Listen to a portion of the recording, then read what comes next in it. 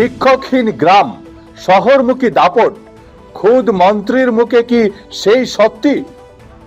গ্রামের স্কুলগুলো আজ ধুঁকছে, মন্ত্রীর স্বীকারোক্তি কি প্রমাণ নয়? শিক্ষক নেই, শিক্ষা কি তবে শহরেই বন্দী? বিস্ফোরক মন্ত্রী কৃষ্ণেন্দু পাল।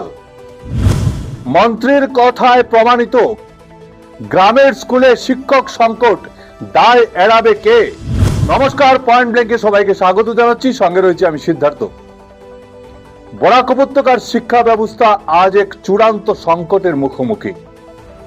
গ্রামের স্কুলগুলোতে শিক্ষক নেই, এই অভিযোগ এতদিন কেবল অভিভাবক এবং স্থানীয় মানুষের আর্তনাদ ছিল, কিন্তু আজ সেই আর্তনাদ এক প্রশাসনিক সত্যে পরিণত হয়েছে।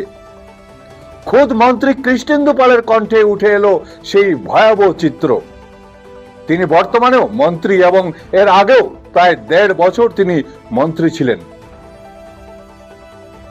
দীর্ঘ প্রশাসনিক অভিজ্ঞতা সম্পন্ন একজন দায়িত্বশীল জনপ্রতিনিধি যখন প্রকাশ্যে এই পরিস্থিতির কথা স্বীকার করেন, তখন তা আর সাধারণ মন্তব্য থাকে না, তা হয়ে ওঠে এক ব্যবস্থার ব্যর্থতার এক অকাট্য দলিল।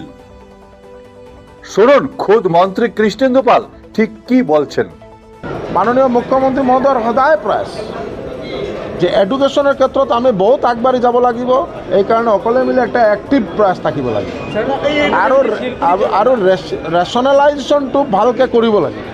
টিচাৰ ষ্টুডেণ্ট ৰেচিঅ' আমি সদায় দেখিছোঁ সব টিচাৰ ট্ৰেন্সফাৰ লৈ ইয়াত আহি যায়, টাউন অঞ্চলত আহি যায়, যাৰ কাৰণে গাঁও অঞ্চলত 100:1, 120:1। এইকাৰণে আপোনালোকে সকলোৱে মিলি এইটো এটা প্ৰয়াস কৰিব, অকলে খানা খাই যাব। আপনারা শুনলেন মন্ত্রী কৃষ্ণেন্দু পালের সেই স্বীকারোক্তি।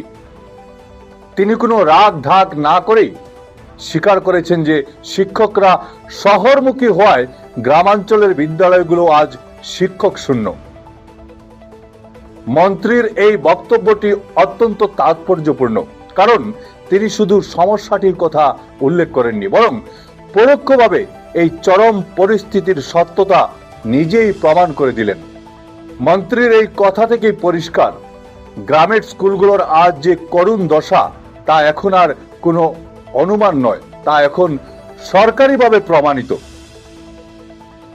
মন্ত্রী কৃষ্ণেন্দু পাল যখন একথা বলছেন, তখন আমাদের প্রশ্ন করাটা স্বাভাবিক যে এই পরিস্থিতির দায়ভার কার? তিনি তো নিজেই সরকারের অংশ। তিনি যখন বলছেন যে শিক্ষকরা গ্রামে থাকতে চাইছেন না, তখন প্রশাসনিকভাবে তাদের গ্রামের স্কুলে ধরে রাখার বা পাঠানোর ক্ষেত্রে বাধা কোথায়? মন্ত্রীর এই বক্তব্য প্রমাণ করে যে নীতি থাকলেও তার প্রয়োগে বড় ধরনের ঘাটতি রয়েছে। গ্রামের স্কুলগুলো যে শিক্ষক শূন্যতায় ভুগছে এবং এর ফলে যে ছাত্র শিক্ষক অনুপাতের ভয়াবহ ভারসাম্যহীনতা তৈরি হয়েছে, তার দায়ভার তো প্রশাসনকে নিতেই হবে। মন্ত্রী কৃষ্ণেন্দু পালের এই বক্তব্যকে আমরা হাতিয়ার হিসেবে নিচ্ছি, কারণ তিনি নিজেই যখন এই দশার কথা স্বীকার করছেন, তখন আর কোনো তদন্তের প্রয়োজন নেই। মন্ত্রীর কথায় এটি প্রমাণিত যে গ্রামীণ শিক্ষার পরিকাঠামো আজ ভেঙে পড়ার মুখে। শহর আর গ্রামের মধ্যে শিক্ষার এই যে বিশাল ব্যবধান তৈরি হয়েছে, তার কারণ কি শুধুমাত্র শিক্ষকদের শহরমুখীর প্রবণতা, নাকি প্রশাসনিক নজরদারি অভাব? এই গুরুত্বপূর্ণ বিষয়টি নিয়ে আজ মন্ত্রী কৃষ্ণেন্দু পালের সেই স্বীকারোক্তি আমাদের সবচেয়ে বড় প্রমাণ। আমরা আবারও বলছি, মন্ত্রী কৃষ্ণেন্দু পাল নিজেই স্বীকার করেছেন যে গ্রামের স্কুলগুলোতে শিক্ষক নেই। তার মানে গ্রামের ছাত্রছাত্রীরা তাদের মৌলিক অধিকার থেকে বঞ্চিত হচ্ছে। একজন জনপ্রতিনিধি যখন এই কথা বলেন, তখন আমাদের আশা থাকে যে এর সমাধানও আসবে। কিন্তু এই সমাধান কোথায়? মন্ত্রীর এই স্বীকারোক্তি কি কেবল একটি দায়সারা বক্তব্য হয়ে থাকবে, নাকি এর ভিত্তিতে গ্রামের স্কুলগুলোতে শিক্ষক নিয়োগ বা বদলি নীতিতে আমূল পরিবর্তন আসবে? মন্ত্রী কৃষ্ণেন্দু পাল যে দশার কথা স্বীকার করেছেন, তা আমাদের বরাকের ভবিষ্যৎ প্রজন্মের জন্য এক অশনি সংকেত। আজ শিক্ষকদের অভাবে গ্রামের স্কুলগুলো যদি ধুঁকতে থাকে, তবে আগামীতে আমরা কেমন সমাজ আশা করব? এই শিক্ষক শূন্যতার জন্য গ্রামের প্রতিটি শিশু যে সুযোগ থেকে বঞ্চিত হচ্ছে, তার উত্তর প্রশাসনকে দিতেই হবে। আমরা বারংবার মন্ত্রীর এই বক্তব্যকে সামনে আনছি, কারণ তিনি নিজেই স্বীকার করে নিয়েছেন যে সমস্যাটি কোথায়। পয়েন্ট ব্ল্যাঙ্ক আমরা সোজা কথা সোজাভাবেই বলি।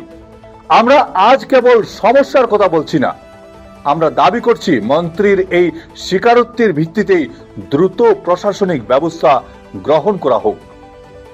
গ্রামের স্কুলগুলো শিক্ষক শূন্য থাকবে, এই দায় প্রশাসন আর কতদিন অস্বীকার করবে?